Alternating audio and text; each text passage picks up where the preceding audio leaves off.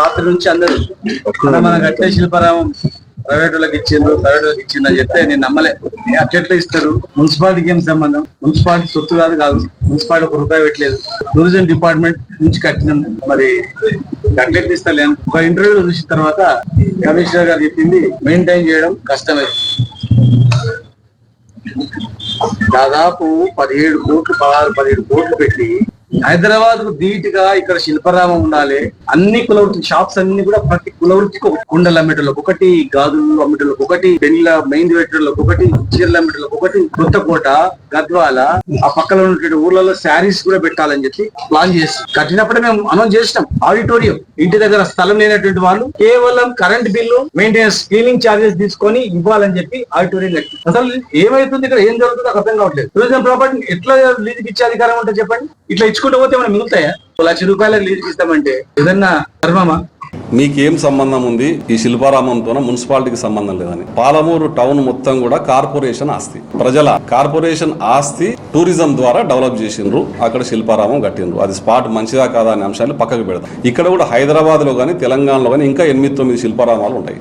ఎప్పుడే కానీ శిల్పారామాలను AP టూరిజమో municipality నడపదు. గతంలో ఆయన చరిత్ర తెలుసుకోవాలి, జీవోలు తెప్పించుకోవాలంటే నేనే ఆయనకు జీవోలు పంపిస్తా. 8 శిల్పారామాలన్నీ కూడా థర్డ్ పార్టీ ద్వారానే నడుస్తా ఉన్నాయి. ఆ షాపులు తీసుకోవడానికో ఆదరణ కరువు ఎవరు రావడం లేదు, ఆ స్పాట్ ను ఎవరు కూడా నచ్చుకోవడం లేదని చెప్పి గతంలో కూడా పేపర్లలో న్యూస్లు వచ్చాయి. అయినా కానీ ₹1,82,000 ఫర్ మంత్, ఆయన ₹1,00,000 అని చెప్పి అట్లే పెడితే పూర్తిగా ఇదైపోతుంది, ఆ స్పాటే దాన్ని కరెక్ట్ కాదని చెప్పి మా ఉద్దేశం. కానీ అయినా కానీ దాన్ని వేరే థర్డ్ పార్టీకి అప్పచెప్పడం జరిగింది.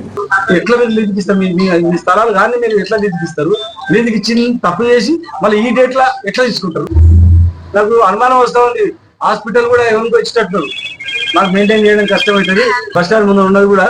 అందుకే ఆ టెండర్లు ఇస్తారు. 500 కోట్ల టెండర్లు ఇవ్వాలి మంచాలకు, ఆపరేషన్ థియేటర్స్ కు, రకరకాల అన్నిటి కూడా. ఆ టెండర్లు ఇస్తలే అంటే ఆ బిల్డింగ్ కూడా ఎవరికో ఇచ్చినట్లు.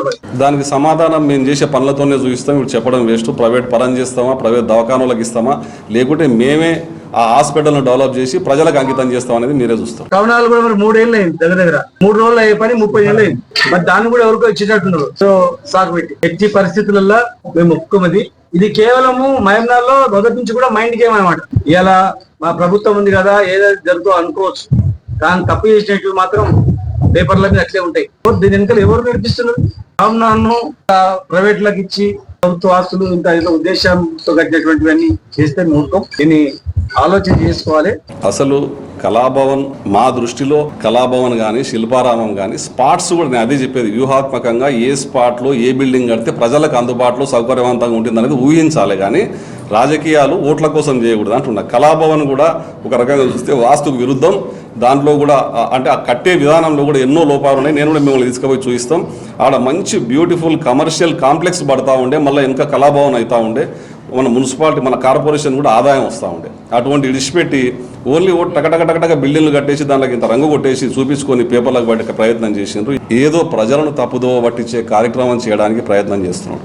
రాజకీయం అంటే ఓట్ల కోసం చేసేది కాదు. మీరు 3 బిల్డింగ్ల దగ్గర నిలబడి ఫోటోలు దిగుతున్నారు. కానీ ఓపెన్ ఛాలెంజ్ చేద్దాం. మీరు ఒక టేబుల్ మీద అవతల కూర్చోండి, మేము ఇక్కడ కూర్చుంటాం. అభివృద్ధి అంటే ఏందో మాట్లాడదాం. ఛాలెంజ్ చేస్తా ఉన్నాం. ఓపెన్ ఛాలెంజ్ వేదిక మీరే చెప్పండి, మేము వస్తాం.